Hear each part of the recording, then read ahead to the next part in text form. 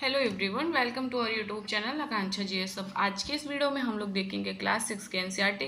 हम इसमें देख रहे हैं हमारा 4th चैप्टर क्या बताती है हमें किताबें और खबरें। हम इसको पूरा कंप्लीट करेंगे एनसीईआरटी को, क्योंकि हम इसको सीटेट के लिए देख रहे हैं या फिर आप किसी भी एग्जाम की तैयारी कर रहे हो तो एनसीईआरटी तो आने ही है। आप किसी भी टीचिंग एग्जाम या किसी के लिए भी तैयारी कर रहे हो तो फिर हम चलते हैं। देखिए, दुनिया के प्राचीनतम ऐतिहासिक स्रोतों में एक, शायद तुमने वेदों के बारे में सुना होगा। देखो, हमें तो इतना पता है कि हम इतने बड़े हो चुके हैं कि हमारे 4 वेद हैं, ऋग्वेद, सामवेद, यजुर्वेद, अथर्ववेद। सबसे पुराना वेद कौन है? ऋग्वेद, जिसकी रचना लगभग कब हुई थी? 3500 साल पहले हुई है, 3500 साल पहले, यानी जिनको हम बोल सकते हैं 3500 साल पहले हुई थी। ऋग्वेद में 1000 से ज्यादा प्रार्थनाएं हैं। देखो, ऋग्वेद में 1000 से ज्यादा प्रार्थनाएं हैं जिन्हें सूक्त कहा गया। जिनको क्या बोलते हैं? सूक्त कहा गया। सूक्त का मतलब होता है अच्छी तरह से बोला गया, कोई चीज जो है अच्छी तरह से उसको बोला गया। ये विभिन्न देवी देवताओं की स्तुति में रचे गए हैं, मतलब विभिन्न देवी देवताओं को याद करके रचे गए। इनमें 3 देवता बहुत महत्वपूर्ण है। कौन कौन से? अग्नि, इंद्र, सोम।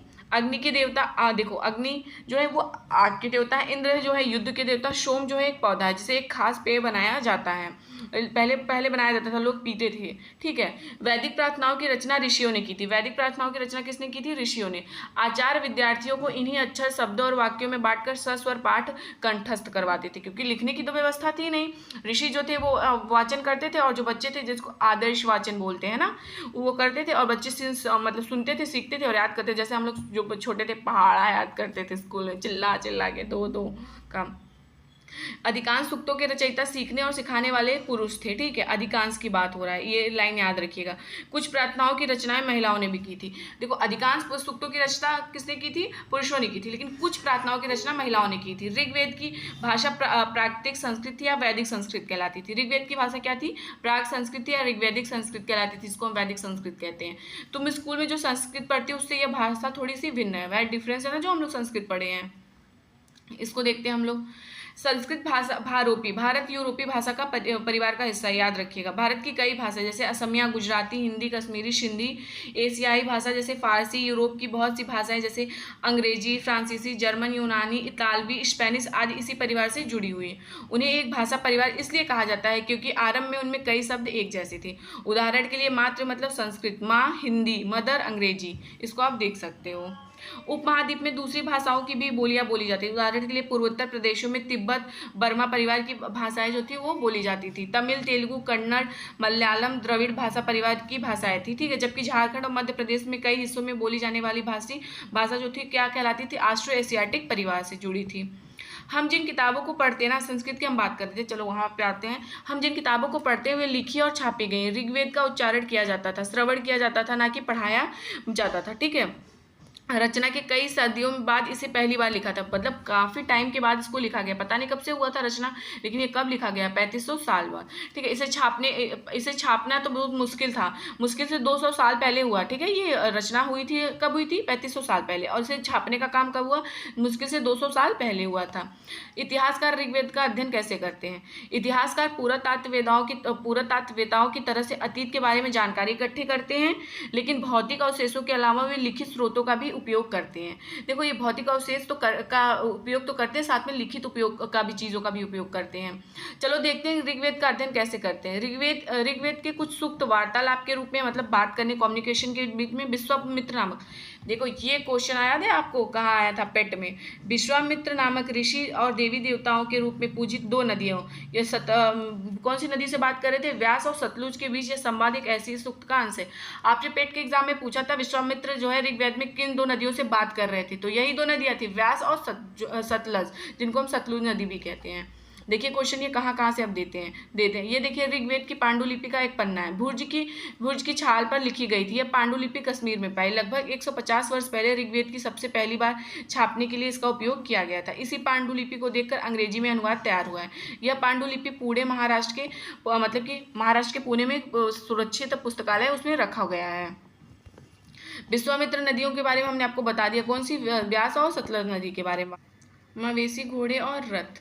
ऋग्वेद में मवेशी बच्चे मतलब देखो ऋग्वेद में क्या होता है, मवेशी और बच्चों यानी खासकर पुत्रों और घोड़ों की प्राप्ति के लिए अनेक प्रार्थनाएं हैं। घोड़ों को लड़ाई में रथ खींचने के काम में लाया जाता था। इन लड़ाइयों में मवेशी जीत कर लाए जाते थे। मतलब घोड़ों को क्या करते थे, लड़ाई में रथ खींचने के काम में लाया जाता था और इन लड़ाई में मवेशी जीत कर लाए जाते थे। लड़ाइयाँ वैसे जमीन के लिए भी होती थी, मवेशी के लिए होती तो थी लेकिन किसी लिए जमीन के लिए भी होती थी। जैसे चारागाह और जहाँ पे अच्छा चारागाह हो या जैसे जमीन के लिए इसलिए लड़ते थे, ऐसा जमीन जहाँ पे मतलब अच्छे चारागाह, अच्छा उपजाऊ मिट्टी हो, जहाँ पे जल्दी फसलें जो है वो तैयार हो जाए। कुछ लड़ाइयाँ पानी के स्रोत और लोगों को बंदी बनाने के लिए भी लड़ी जाती थी। मतलब पानी का स्रोत होगा तभी तो अच्छे से उपजाऊ होगा, लोग वहाँ उस मतलब राज्य के जो प्रजा होंगे खाने पीने के लिए सब कुछ पानी रहेगा तभी तो हो पाएगा।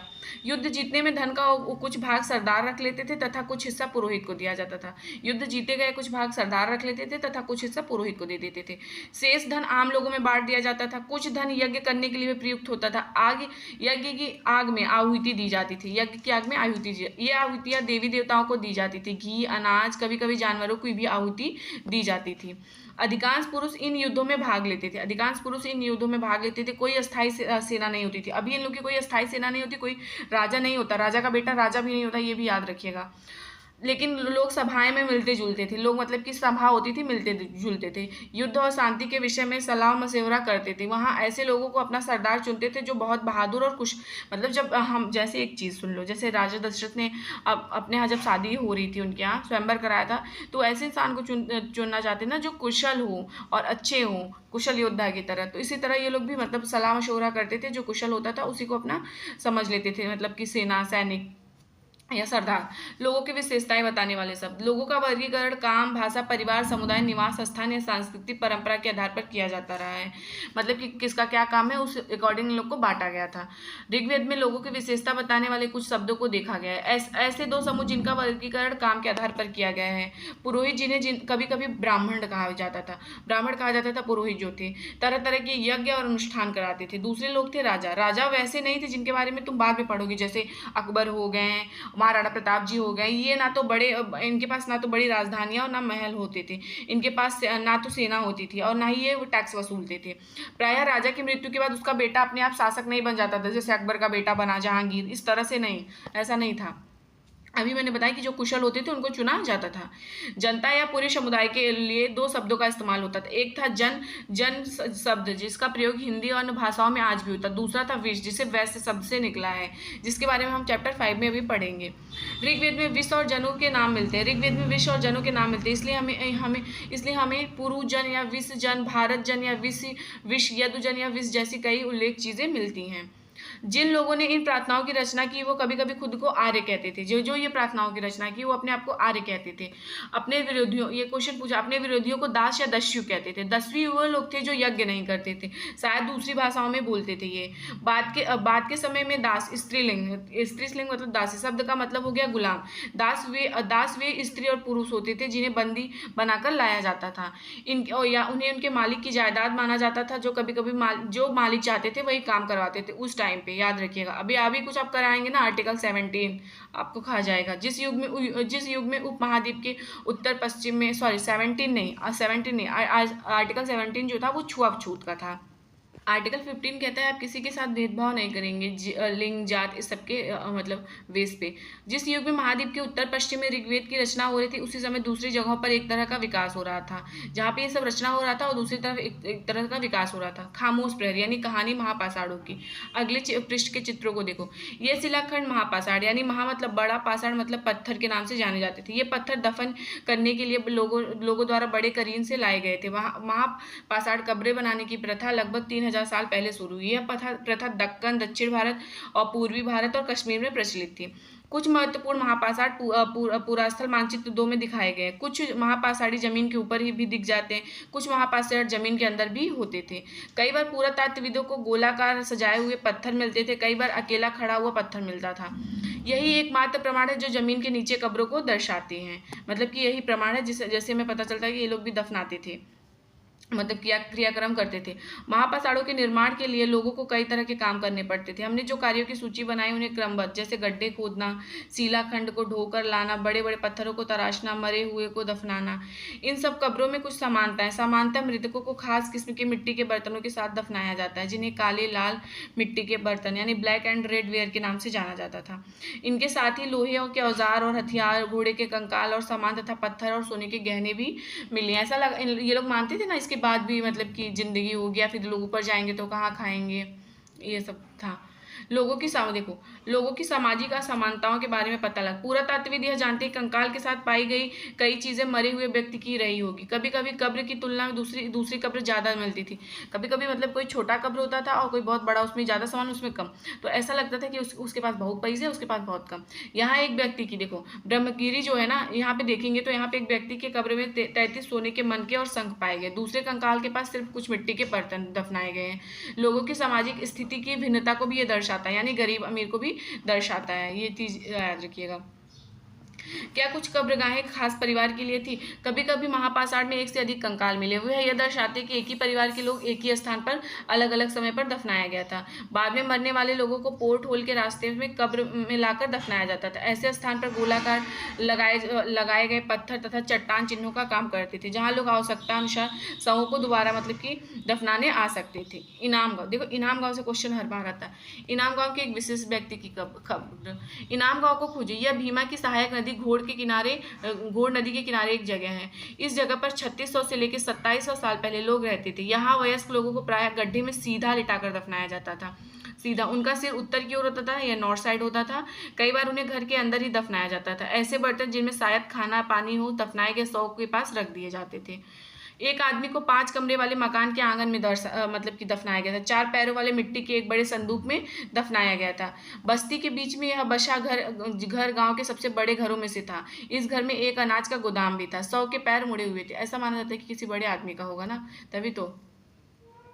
एक चीज याद रखिएगा, आज से लगभग 2000 साल पहले चरक नामक प्रसिद्ध वैद्य थे। उन्होंने चिकित्सा शास्त्र पर क्या लिखा था? चरक संहिता के नाम की। वे कहते थे कि मनुष्य के शरीर में कितनी हड्डियां हैं? 360। ये चरक के अकॉर्डिंग है, लेकिन आधुनिक शरीर की रचना के अकॉर्डिंग 206 है, लेकिन चरक के अकॉर्डिंग 360 है। संभवतः चरक ने अपनी गिनती में दांत को भी गिना होगा, हड्डियों के जोड़ को भी और कार्टिलेज को जोड़कर यह संख्या बताई होगी। लेकिन फिर भी आप याद रखिएगा ये चीज। इनाम गांव के लोगों के काम धंधे। इनाम गांव में पुरातत्वविदों को गेहूं, जौ, चावल, दाल, बाजरा, मटर, तिल के बीज मिले। कई जानवर की हड्डियां भी मिली। कई हड्डियों पर काटने के निशान के यह से अंदाजा होता है कि लोग इन्हें खाते होंगे। गाय, बैल, भैंस, बकरी, भेड़, घोड़ा और गधा, सुअर और सांभर, चितकबरा, हिरण, कृष्ण, मृग, खरहा, नेवला, चिड़िया, घड़ियाल, कछुआ, केकड़ा, मछली की हड्डियां भी यहाँ पे पाई गई। ऐसे साक्ष्य मिले हैं कि और भी किसके मिले, बेर के मिले हैं। बेर तो हमें पता ही, हम लोग बहुत तोड़ के खाते बचपन में। और जामुन, खजूर और कई तरह की रसभरियाँ एकत्र की जाती थी, मतलब ये लोग स्टोर करके रख लेते थे। तो हमारे ये जो चैप्टर था ये समाप्त हो चुका है। तो अगले चैप्टर के लिए आप वीडियो को जरूर से लाइक करिएगा, चैनल को शेयर सब्सक्राइब करिएगा। नोट्स लेना होगा तो नोट्स की प्राइस 49 रुपीज़ है। उसमें आपको history, polity, geography, Hindi, English तीनों में, मतलब कि तीनों में आप ले सकते हो। तो प्लीज़ वीडियो को लाइक करिएगा। Thank you.